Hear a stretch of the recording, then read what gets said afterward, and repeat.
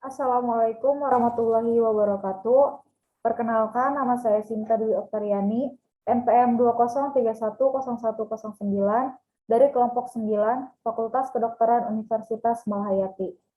Baik, di sini saya akan melakukan penyuluhan dengan tema osteoartritis.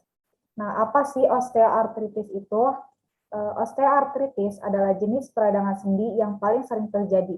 Kondisi ini menyebabkan sendi-sendi terasa sakit, kaku, dan bengkak. Penyakit ini bisa menyerang semua sendi, namun sendi-sendi yang paling sering terkena yaitu sendi di jari tangan, lutut, pinggul, dan tulang punggung. Penyebab dari osteoartritis ini yang pertama peningkatan usia, yang kedua obesitas, berat badan lebih akan membuat sendi bekerja lebih berat, yang ketiga trauma, yang keempat infeksi sendi, yang kelima riwayat peradangan sendi, yang keenam gangguan sistem saraf dan otot, dan yang terakhir yaitu gangguan metabolik. Patofisiologi osteoartritis berkembang dengan pengaruh dari interaksi beberapa faktor dan hal ini merupakan hasil dari interaksi antara sistemik dan faktor lokal.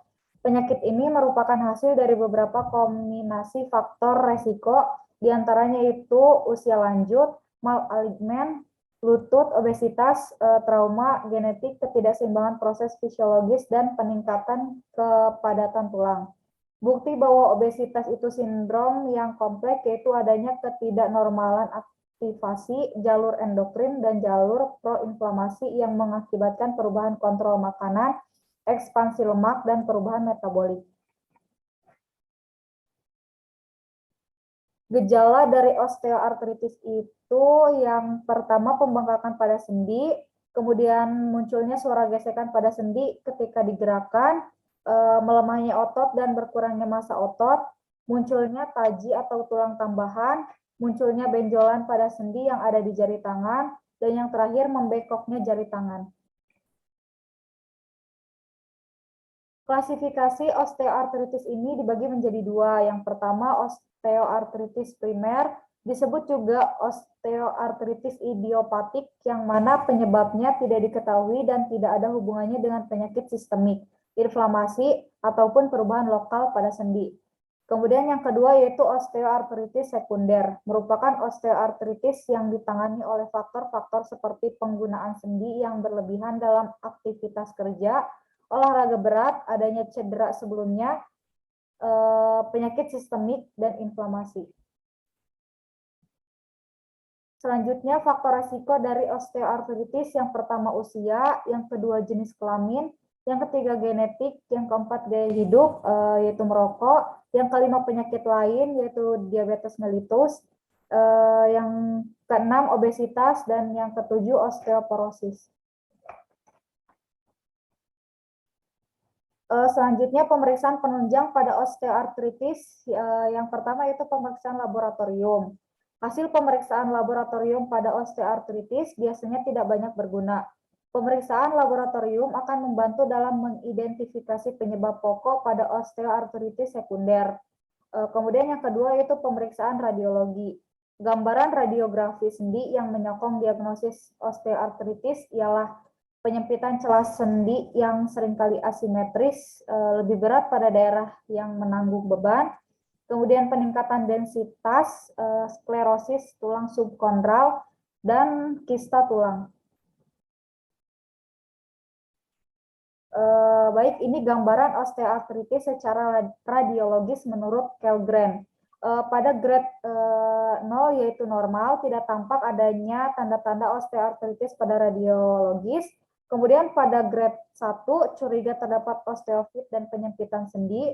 Pada grade kedua ringan, osteofit yang jelas, terdapat sedikit penyempitan pada anteroposterior genu.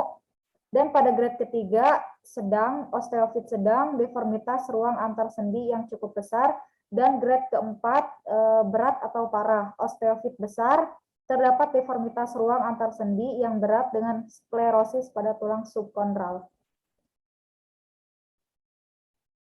Selanjutnya itu penata laksanaan pada osteoartritis. Yang pertama, konservatif. Pada konservatif yaitu non-farmakologis dengan penurunan berat badan, latihan fisik, latihan fisik berguna untuk mengurangi nyeri, meningkatkan kemampuan fisik.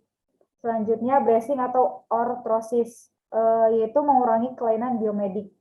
Selanjutnya pada farmakologis, yaitu dengan suplemen diet dan nutrisi, dengan obat analgesik, obat antiinflamasi, dan injeksi high molecular viscose suplemen. Dan yang kedua yaitu dengan cara operatif.